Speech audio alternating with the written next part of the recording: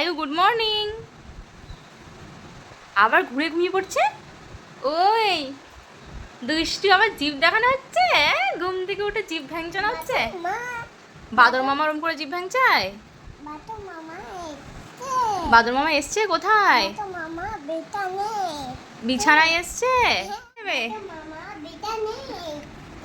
বাদর মামা বিছানায় এসছে। কখন এলো? রাই ঘুম থেকে উঠে তারপর আমার সাথে বাথরুমে এসে ব্রাশ করে নিয়েছে। রাই তো গুড গার্ল, তো প্রথমে ও নিজে নিজে ব্রাশ করছিল, ও পারছিল না বলে তারপর আমি ব্রাশ করিয়ে দিয়েছি।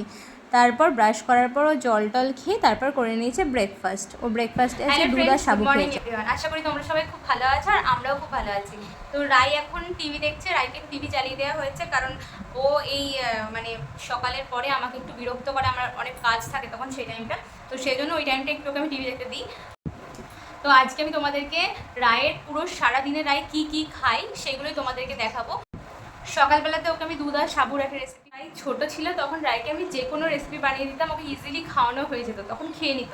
কিন্তু এখন বড় হওয়ার সাথে সাথে ও কিছুই খেতে চায় না, মানে ওর খাওয়া দাওয়ার অনেক প্রবলেম হয়ে গেছে। তো সেই জন্য যেগুলো খুব পছন্দ করে আমি সেগুলোই ওকে দেওয়ার চেষ্টা করি। তার মধ্যে প্যানকেকটা যেমন ও খুব পছন্দ করে, তো প্যানকেকটা ওকে বানিয়ে দিই। তারপর ওকে আমি ডালিয়ার খিচুড়ি মাঝে মাঝে বানিয়ে দিই, নর্মাল খিচুড়ি বানিয়ে দিই, চালের খিচুড়ি। তো এইগুলো ও পছন্দ করে, ও যেগুলো পছন্দ করে ওকে আমি সেগুলোই দেওয়ার চেষ্টা করি। তারপরে ওটস অমলেট পছন্দ করে। তো যেগুলো বেবি পছন্দ করে বেবিকে সেগুলোই তোমরা দেওয়ার চেষ্টা করো, কারণ বেবি যেগুলো পছন্দ করে না সেগুলো যদি ওকে বানিয়ে দাও, জোর করে খাওয়াও, তাতে কী হবে, বাচ্চার খাওয়ার প্রতি একটা অনীহা তৈরি হবে, সেটা বাচ্চার হেলথের জন্য ভালো নয়। তো চলো তোমাদেরকে আজকে আমি প্যানকেকের রেসিপিটা দেখাবো কীভাবে বানাচ্ছি। আর দেখবে তোমাদের রায় কী করছে, তোমাদের রায় এত পরিমাণ দুষ্টুমি বেড়ে গেছে, মানে শুধু সারাদিন টিভি দেখবে। ওই যে আবার পাশ থেকে হাতি তাই বলছে। রায় তুমি কি করছো? হ্যাঁ, হাতি দেখে? কে দেখে হাতি? কেন হাতি দেখে রাই সারাক্ষণ? হাই বলে দাও সবাইকে, হাই বলে দাও। রায়ু সবাইকে হাই বলে দাও, বলো গুড মর্নিং।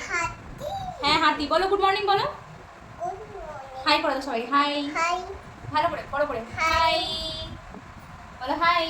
প্রথমেই আমি ওটসটাকে গুঁড়ো করে নিয়েছি। ওটসটাকে গুঁড়ো করে নেওয়ার পর তারপর আমি 4টে মতো কলা ম্যাশ করে নিয়েছিলাম।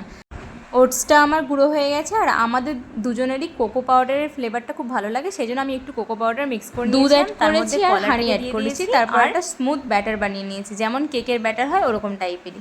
তো এবার আমি তাওয়াটাকে গরম করে তার মধ্যে একটু হালকা তেল ব্রাশ করে নিয়েছিলাম। তারপর আমি ব্যাটারগুলো একে একে দিয়ে একটু কিছুক্ষণের জন্য ঢাকা রেখে 2 মিনিট মতো এরকম ঢাকা রেখে বানিয়ে নিয়েছি। এটা খেতেও খুব সুন্দর হয় আর বাচ্চারা খুব পছন্দ করে। অবভিয়াসলি তোমরা একবার বানিয়ে দেখো, ট্রাই করে দেখো।